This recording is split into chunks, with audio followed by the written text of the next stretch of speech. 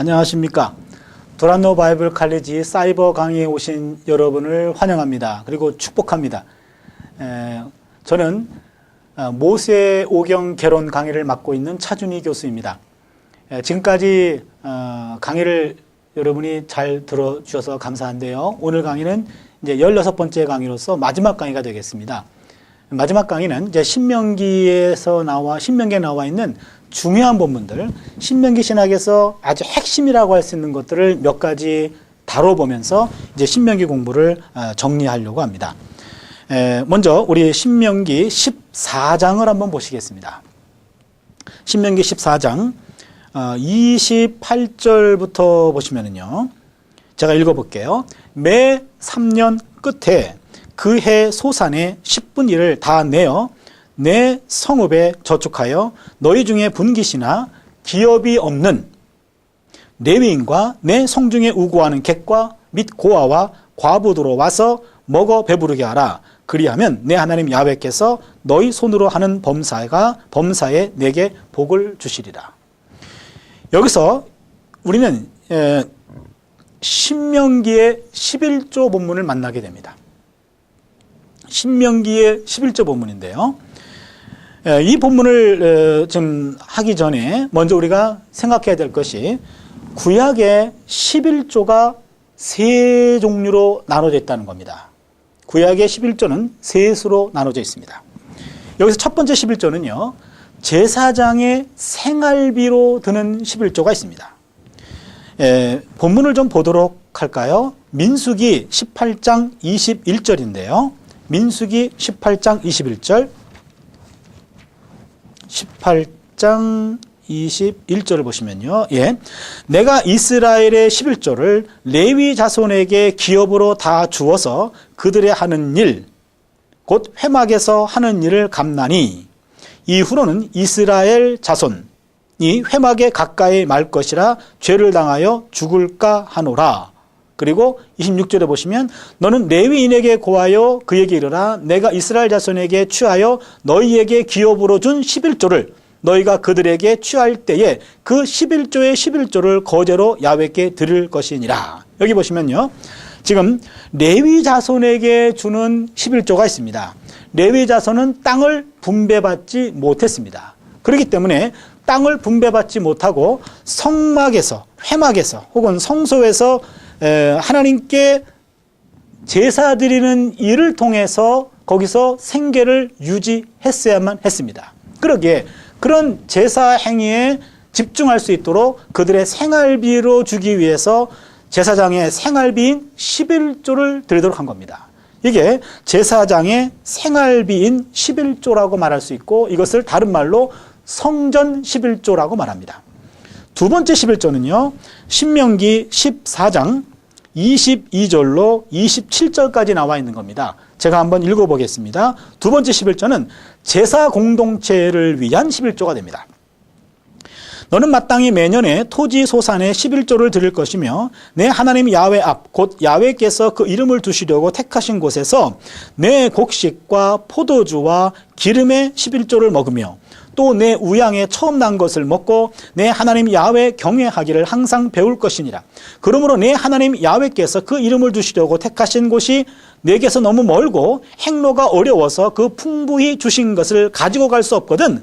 그것을 돈으로 바꾸어 그 돈을 싸서 가지고 내 하나님 야훼의 택하신 곳으로 가서 무릇 내 마음에 좋아하는 것을 그 돈으로 사되 우양이나 포도주나 독주 등 무릇 내 마음에 원하는 것을 구하고 거기 내 하나님 야훼 앞에서 너와 내 권속이 함께 먹고 즐거워할 것이며 내 성중에 거하는 레위인은 너희 중에 분깃이나 기업이 없는 자니 또한 저버리지 말지니라. 여기 보시면은요, 지금 일종의 제사 공동체를 위한 11조가 되는데요.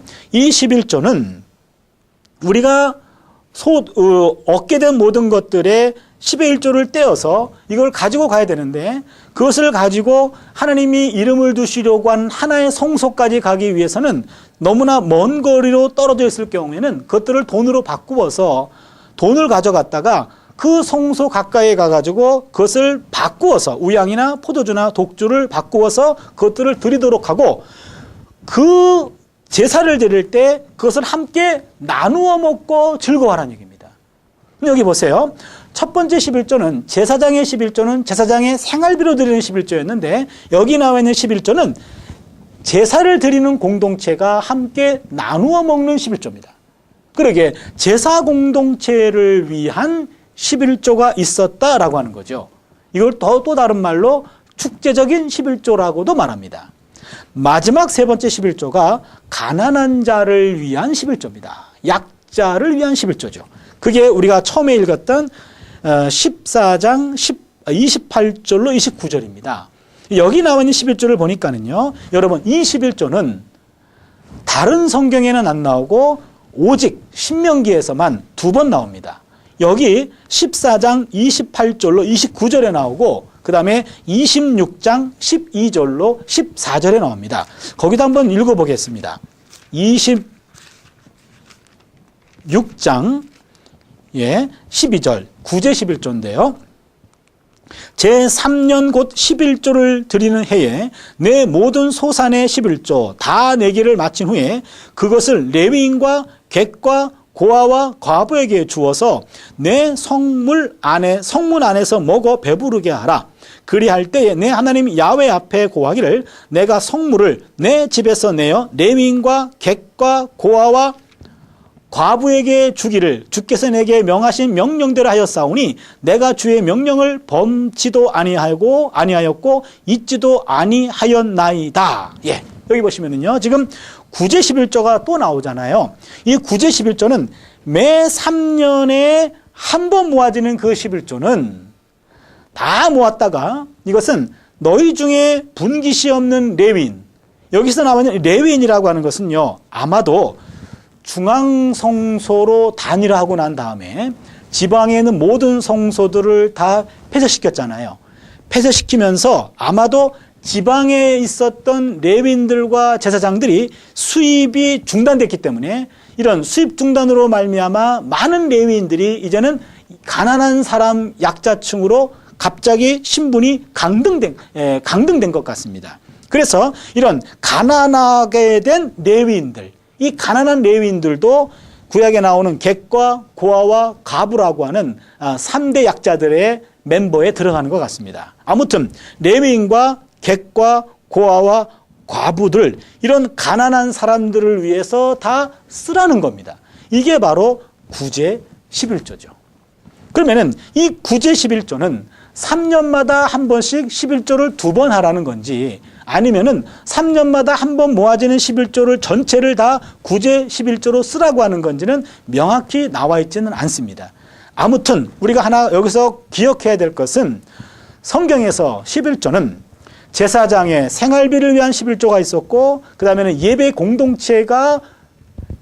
공동체에게 필요한 11조가 있었고, 또 하나는 가난한 사람들을 위한 구제 11조가 있었다라고 하는 겁니다. 이 구제 11조 규정, 이것이 오늘 우리 교회에서 한번 깊이 반성하고 이것을 적용해야 될 11조가 아닌지 한번 생각해 보는 겁니다. 적어도 교회 예산의 10%는 사회의 약자층들을 위해서 우리가 당연히 드려야 할 몫이라고 하는 것을 여기서 우리가 기억해야 됩니다. 말라기서에 보면은요, 11조는 하나님의 것이라고 표현되어 있고 11조를 실천하지 않는 사람들은 하나님의 것을 도둑질한다고 얘기했습니다. 그렇다면 오늘날 한국 교인들이, 한국 우리 성도들이 10의 1조 생활들을 잘하고 있습니다. 그러게 10의 1조 교인들은 11조를 잘 실천하는데, 과연 교회가 사회를 향해서 마땅히 드려야 할 구제 11조, 이 사회 11조를 감당하고 있느냐라고 했을 때 우리는 다시 한번 그 부분에 대해서 마음의 문을 열고 이 구제 11조를 실천해야 될 때가 아닌가 한번 생각해 보는 겁니다. 한국교회의 모든 교회들이 교회의 창고를 열어서 지역사회를 위해서 구제 11조를 실천한다면 하나님께서 범사에 내게 복을 주신다 그랬습니다. 하나님이 주시는 복은 우리가 비울 때 하나님이 채우시는 겁니다. 내가 비우지 않고 내가 챙길 때 하나님은 우리의 것들을 채울 수가 없습니다. 우리는 하나님의 말씀을 따라서 계속 비우고 하나님이 계속 채우는 이런 역사가 우리에게 있다면 하나님의 놀라운 복이 우리에게 임할 것이죠. 예, 우리가 신명기에서 나오는 독특한 11조, 구제 11조를 함께 공부했고요. 이제 두 번째는요, 우리가 같은 맥락에서 15장 7절 이하를 좀 보도록 하겠습니다. 15장 7절 이하는요, 바로 구제에 대한 이야기를 또 하고 있습니다. 7절 이하를 볼까요? 내 하나님 야훼께서 내게 주신 땅 어느 성읍에서든지 가난한 형제가 너와 함께 거하거든 그 가난한 형제에게 내 마음을 움켜쥐지 말고 반드시 내 손을 그에게 펴서 그 요구하는 대로 쓸 것을 넉넉히 구워주라. 삼가 너는 마음에 앙념을 품지 말라. 곧 이르기를 제7령 면제년이 가까웠다 하고 내 궁핍한 형제에게 악한 눈을 들고 아무것도 주지 아니하면 그가 너를 야훼께 호소하리니 내가 죄를 얻을 것이라. 여기 보시면요, 형제가 가난하게 돼서 도움을 요청할 때는 반드시 손을 펴서 그 요구하는 대로 쓸 것을 넉넉히 구워주라고 말합니다. 형제에게 구워주라고 얘기해요. 구워줄 때는요, 여러분, 형제에게 구워줄 때는 이식을 취하지 말라고 나와 있죠. 그거는 여러분 신명기에서 뿐만 아니라 여러 군데에서 언약법전에서도 언급되고 있는 겁니다. 형제에게서는 이윤을 받지 말라고 나와 있죠. 그러니까 이윤을 받지 말고 구워주는데 여기 보시면 7년째 면제년이 가까웠다고 해서 아무것도 꾸지지 않으면 이 말이 뭐냐면 7년째 면제년이 오면은요 안 갚아도 되거든요. 그러면 그 면제년이 가까웠으면 네가 날 안 갚을 텐데 하면서 그 구워주는 것에 대해서 인색하게 그것을 계산하고 있고 그것을 구워주지 아니하면 네가 죄를 얻을 것이리라 그렇게 얘기 말합니다. 10절에 너는 반드시 그에게 구제할 것이요 구제할 때에는 아끼는 마음을 품지 말 것이니라. 이로 인하여 내 하나님 야훼께서 내 범사와 내 손으로 하는 바에 내게 복을 주시리라. 여기 보시면요, 구제가 의무로 나와 있습니다. 신명기 법전에 따르면요, 구제는 의무지 선택사항이 아닙니다. 구제는 내가 있으면 하고 없으면 하고가 아니라 내가 자그마한 것이라도 있다면 그 자그마한 것 가운데 일부를 나누어서 나보다 더 어려운 사람들에게 나눠주는 것은 하나님의 백성으로서의 의무이지 이것은 선택사항이 아니라는 겁니다. 성경에서 명령형으로 나와 있는 것은 하나님의 강한 명령이고 계명입니다. 그거는 반드시 지켜야 될 것이지 내 형편에 따라서 내 마음에 따라서 그것을 결정할 일이 아닙니다. 땅에는 언제든지 가난한 자가 그치지 아니하겠으며 11절이죠. 내가 내게 명하여 이르노니 너는 반드시 내 경내 내 형제의 곤란한 자와 궁핍한 자에게 내 손을 펼지니라. 여기 보시면요, 우리 주변에 가난한 자는 항상 있습니다. 이것 때문에 어떤 사람들은 그렇게 말하죠. 가난의 문제는 나라님도 해결할 수 없다. 고로 가난의 문제를 우리가 해결할 수 없다라고 하면서 구제하는 것들에 대해서 구제하지 않는 것에 대해서 자기 스스로 합법화시키려고 하는 사람들이 있습니다. 그러나 하나님은 가난의 문제를 해결하라고 구제하는 것이 아닙니다. 가난의 문제는 항상 있습니다. 그러나 내가 해야 될 일은 가난의 문제를 구조적으로 근본적으로 바꾸는 것이 아니라 가난한 사람들의 필요를 채우라는 겁니다. 밑 빠진 독에 물을 부으라는 얘기입니다. 끊임없이 물이 빠져나간다 할지라도 그러나 남아있는 물기가 그 물기만으로도 갈증을 해결할 수 있는 그런 약한 지체들이 우리 주변에 얼마든지 있다는 겁니다. 신앙인은 그 가능성에 따라 행동하지 않습니다. 그 길이 옳다면 가능성이 없어도 실천하는 것이 신앙입니다. 나의 이 자그마한 도움이 근본적인 문제 해결이 될까? 근본적인 문제 해결을 우리에게 원하시는 것이 아니었습니다. 근본적인 것은 하나님이 해결하실 것입니다. 하나님의 때가 이를 때까지 우리는 다만 구제의 의무를 하는 것뿐이죠. 구제는 의무입니다. 그러게 사회적인 약자들을 돌보는 일은 하나님으로부터 구원받은 백성들에게 요구되는 합당한 응답입니다. 따라서 신앙인들에게 구제는 단순한 자선이 아니라 의무입니다. 영의 양식인 말씀을 나누는 것이 육의 양식인 물질을 나누는 것과 분리될 수 없습니다. 교회가 말씀은 열심히 전하고 나누면서도 자신의 물질적 부를 움켜쥐고 자기 몸치장에만 전념하고 있다면 하나님의 진노의 타깃이 될 수도 있습니다. 이런 말씀 나눔과 그리고 물질 나눔이 서로 분리돼서 따로 논다면 교회는 그들만의 천국으로 전락될 수밖에 없습니다. 그러기에 신명기에서는 이 부분들이 아주 강조가 됩니다. 그러기에 신명기에 나와 있는 이 메시지가 올바로 실천만 된다면 아마도 교회도 새로워지고 이 사회도 새로워지고 나라도 새로워지고 하나님의 나라가 점점 더 누룩과도 같이 번져 나갈 것입니다. 이런 신명기 신학의 또 같은 맥락에서 신명기 24장을 함께 보도록 하죠. 신명기 24장 19절을 보면은요, 제가 읽겠습니다. 내가 밭에서 곡식을 벨 때에 그 한 뭇을 밭에 잊어버렸거든 다시 가서 취하지 말고 객과 고아와 과부를 위하여 버려두라. 그리하면 내 하나님 야훼께서 내 손으로 하는 범사에 복을 내리리라. 여기도 상당히 재밌는 말씀을 하고 있는데요. 내가 내 감람나무를 떤 후에 그 가지를 다시 살피지 말고 그 남은 것은 객과 고아와 과부를 위하여 버려두어라. 내가 내 포도원의 포도를 딴 후에 그 남은 것을 다시 따지 말고 객과 고아와 과부를 위하여 버려두라. 너는 애굽 땅에서 종되었던 것을 기억하라. 이러므로 내가 내게 이 일을 행하라 명하노라. 여기 보시면은요, 이삭을 남기라는 겁니다. 우리가 내가 피땀 흘려가지고 얻은 소득이라 할지라도 적절히 흘리고 적절히 남겨두어서 그것이 필요한 객과 고아와 과부들이 가져가게 하라는 얘기입니다. 일종의 복지 지원이라고 말할 수 있습니다. 하나님은 옛날부터 우리 주변에 있는 약자들에 대한, 가난한 자들에 대해서 깊이 연민을 품고 있었고 그들을 마음에 품고 있었고 이 가난의 문제를 함께 해결할 수 있도록 이와 같은 원칙을 우리에게 주셨습니다. 랍비 문헌에 따르면은요, 가난한 자들을 위한 4가지 사회 복지 제도를 언급하는데요. 첫 번째가 남은 이삭입니다. 적절히 우리의 소득을 남기라는 겁니다.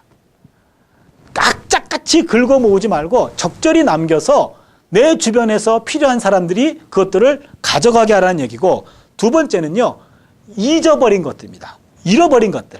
잊어버린 것들을 굳이 가서 잃어버린 것들을 챙기지 말라는 거예요. 그 잃어버린 것들도 필요한 사람들이 가져가게 하라. 세 번째는요, 아까 말씀드린 구제 11조가 있죠. 가난한 자들을 위한 11조가 있고, 네 번째는요, 땅의 가장자리. 땅의 가장자리는 자기 것이 아니라는 겁니다. 땅의 주변에 있는 것들은 주변에 있는 약자들이 와서 그것들을 따먹게 하고 가져가게 하라는 겁니다. 이것이 랍비 문헌에 나와 있는 4가지 사회복지제도입니다. 신명기는 철저히 약자들에 대해서, 또한 신명기는 하나의 신앙 공동체 내에는 이런 물질적인 있고 없음 때문에 가난의 문제로 곤란을 겪는 사람들을 함께 상부상조할 수 있는, 서로 도와줄 수 있는 공동체를 만들어가라고 하나님은 말씀하고 있습니다. 여기서 신명기에서 우리가 배워야 될 대목은 바로 여기에 있습니다. 신명기의 신학, 하나같이 이런 이삭을 남기고 잃어버린 것들을 그냥 잊어버려서 필요한 사람들에게 가져가게 하고 이 모든 것들이 회복된다면, 바로 신명기의 메시지가 오늘날 한국교회에 회복된다면 바로 이 한국교회는 보다 더 새로워질 수 있으리라고 믿습니다. 오늘 강의로 모세오경 개론 강의를 이제 마치게 되었습니다. 지금까지 16번 강의에 걸쳐서 여러분이 오경에 있는 전체적인 공부를 함께 할 수 있게 돼서 참으로 고맙고 그리고 반갑게 생각합니다. 여러분, 신명기뿐만 아니라 오경 전체에 나와 있는 메시지들이 우리 삶 속에서 적용되고 실천되는 일에 여러분 모두 앞장설 수 있기를 바랍니다. 지금까지 강의를 들어주신 여러분께 감사드립니다. 여러분 감사합니다.